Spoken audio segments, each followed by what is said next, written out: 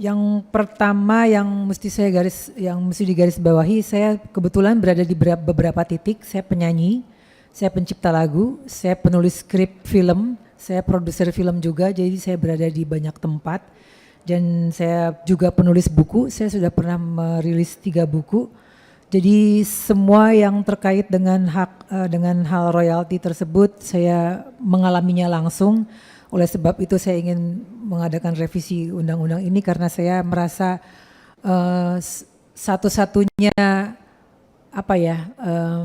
warisan saya yang tertinggi untuk anak cucu saya adalah karya-karya saya. Saya punya 600 lagu, saya punya 4 film, skrip saya banyak, buku saya 3, tapi sampai sekarang saya untuk leasing atau untuk KPR rumah saja karya-karya saya tidak. Bukunya buku tentang apa, Teh?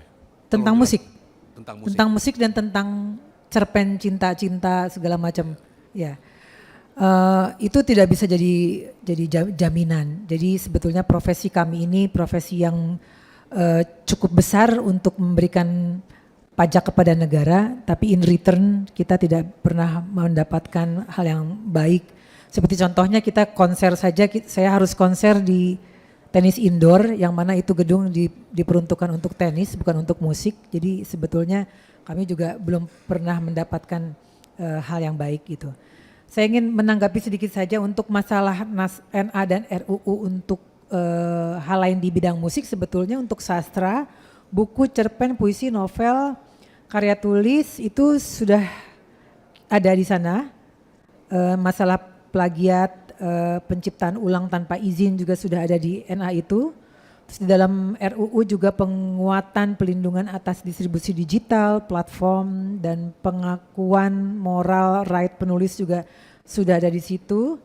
Terus mengenai AI ini kita mengatur di draft RUU hak cipta ada 7 ciptaan berbasis bab 7 ciptaan berbasis AI.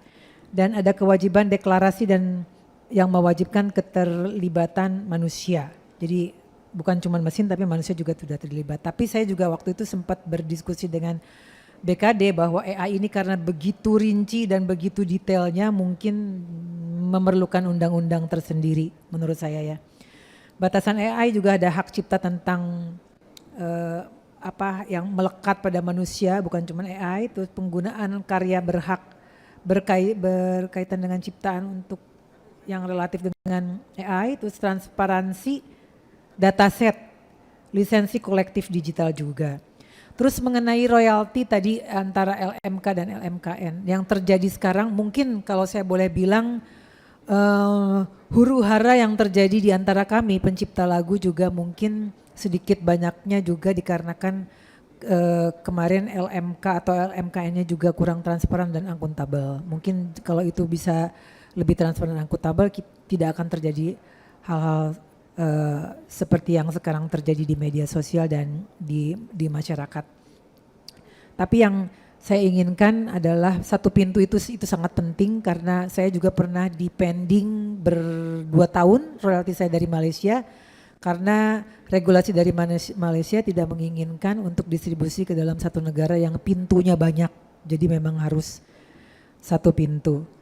Terus hal lain lagi terkait dengan pengawasan kinerja LMK dan LMKN juga mungkin nanti harus lebih transparan dan harus ada audit dari pemerintah juga. Sehingga tidak ada lagi yang tidak transparan atau tidak sesuai dengan yang dibayangkan oleh para pemegang hak cipta. Untuk Pak Ketut dalam RUU sudah diatur mengenai setiap orang yang memanfaatkan ciptaan atau produk hak terkait secara non komersial itu tidak membayar royalti. Lalu yang sekarang sedang beredar juga di media sosial bahwa restoran dan lain sebagainya itu harus bayar royalti. Sebetulnya di dalam undang-undang tahun 2014 tahun nomor 28 itu sudah diatur sedemikian rupa memang seperti itu. Saya sendiri bingung kenapa sekarang baru diributkan. Apakah LMK atau LMKN-nya tidak pernah menagih sehingga ketika sekarang ditagih jadi sesuatu hal yang aneh. Padahal sebetulnya di dalam undang-undang kemarin itu sudah diatur memang harus harus membayar. Setiap orang yang memakai hak cipta itu harus membayar membayar royalti. Jadi mungkin karena ini judulnya harmonisasi adalah penyelarasan dan penyesuaian gitu ya. Jadi memang kita perlu banyak juga bicara dan mengundang stakeholder.